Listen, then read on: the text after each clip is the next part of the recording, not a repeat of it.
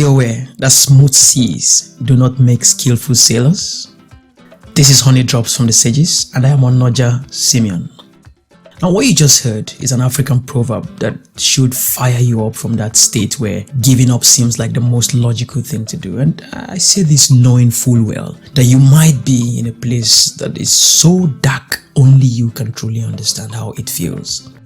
And you may have gotten to that point where you are convinced beyond reasonable doubt that something is definitely working against you. It's even possible that therapy, counseling, and other expert interventions have not been able to help you in any way. But please allow me to invite you on a casual journey into a consideration of the possibility of other people going through similar or even more difficult situations. And if you dare peep away from these screens into the real world, you would realize that at some point in life, we all face our fair share of tough times, and it is a realization of this fact that sets the path to a brighter place. Life gives no one immunity against adversity, but life gives to everyone the power of positive thoughts, which is sufficient to master all circumstances of adversity and convert them into benefits. I myself, I've had days when I ask myself if something is wrong with me. I mean, from the loss of a very special brother at the age of 10, through the death of, permit me to say, the best mom in the world at the age of 16, to the death of my dad and some other very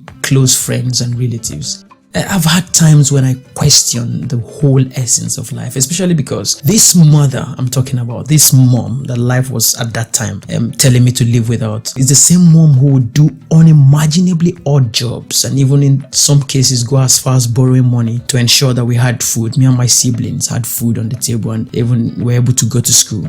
You know, having to lose her at that point was one of the most difficult things I've had to handle. And I still hear her voice and still see the tears in her eyes as she held my hands and told me to take care of my younger sisters. I still feel the pain, and sometimes I wish she were here to just see what this little boy that she believed so much in has become. Sometimes I even get very emotional while thinking about these things. But what I have also done is refuse to lose what I have to what I have lost.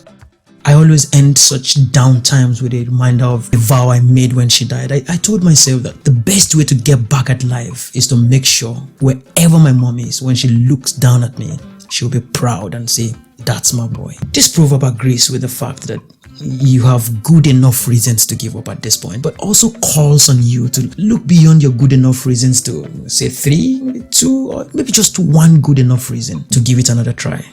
Most of the important things in the world have been accomplished by people who have kept on trying where there seems to be no hope at all.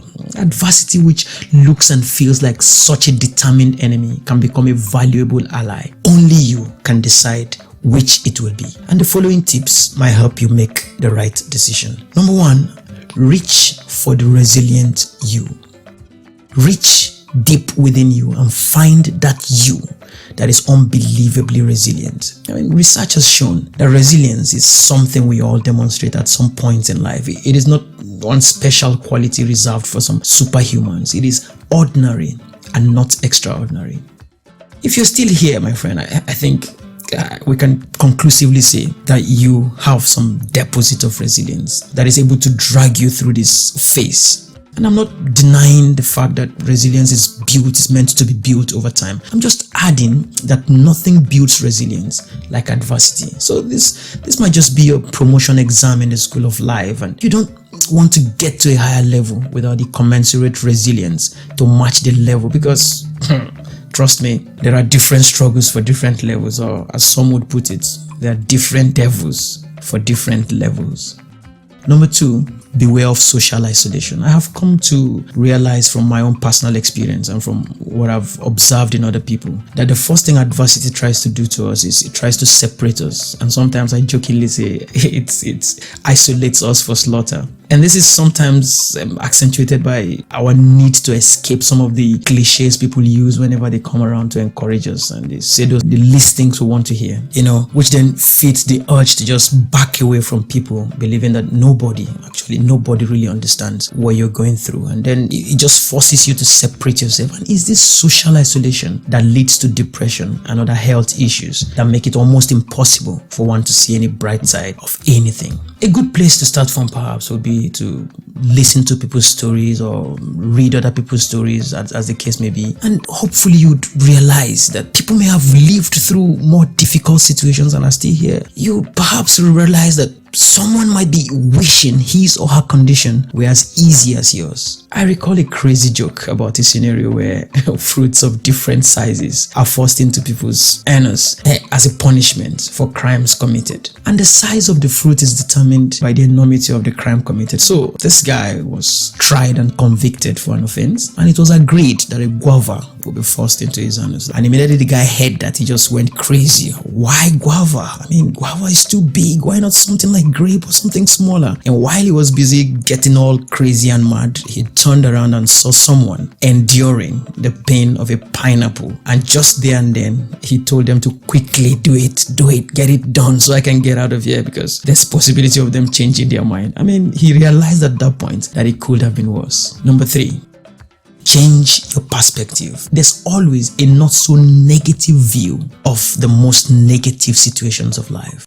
I always try this activity with people. I tell them to imagine a scenario where your spouse or your partner or a loved one stays out late without prior notice, and you imagine them in some form of distress. What you feel is anxiety, you feel worry, you want to help them. But if you flip it over and you just try to imagine them in a scenario where they are cheating on you, or you imagine them in the arms of someone else, what you feel at that point is rage and anger. The situation has not changed. It is your perspective that changed, and that singular change in perspective changed your reaction. So when that spouse or partner walks through the door, what you do at that point will be determined by the perspective you hold at the time they will move in. So that's how powerful perspective can be. You need to find and focus on the most favorable view of that challenge. And I recall this Alan Watts story of the Chinese farmer whose horse ran away, and his neighbors came and said, "Ooh, what an unfortunate incident.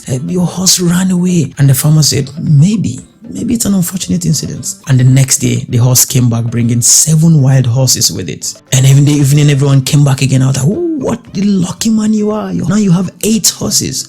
And the guy went again, "Maybe I have 8 horses." And then the following day, his son tried to break one of the horses, and while riding it, he was thrown down and he broke his leg. And then the neighbors came back again. "Oh dear, what an unfortunate man you are. Your son has broken his leg." And the man said, "Maybe I'm unfortunate, maybe." And the next day, the conscription officers came around to conscript people into the army, and they rejected his son because he had a broken leg. Again, the same neighbors came around and said, "Wow, what a lucky man you are." So there's always a perspective that is favorable. However bad and however difficult that situation is, there's how to look at it for it not to be as bad. So what you're going through now might not be your best phase of this journey called life, but you must get through this phase to get to the next phase. And it is the hard punches of these tough times that toughens you for the higher responsibilities of the next phase. So just hang on, ride the storm, take this test, and I'll see you on the brighter side. Thank you very much for watching this video. I'm sure you got some value out of it. So please don't forget to subscribe and click on the notification bell, and I'll see you in the next video.